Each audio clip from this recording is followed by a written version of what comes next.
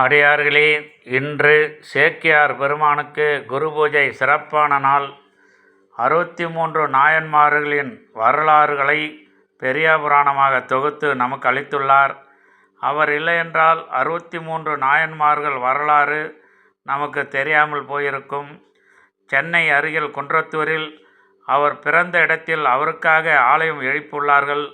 அடியேன் குன்றத்தூருக்கு சென்று சேக்கிழார் பெருமான் ஆலயத்தில் அவருக்கு நடந்த அபிஷேகம் ஆராதனையை பார்த்து மனமகிழ்ந்தேன். குரு பூஜையில் கலந்து கொண்டேன். அந்த நல்ல நேரத்தில் அனைத்து உயிர்களும் அனைத்து மக்களும் நலமாக வாழ வேண்டும் என்று பிரார்த்தனை செய்தேன். மிக சிறப்பாக இன்று குரு பூஜை நடந்து கொண்டு இருக்கின்றது.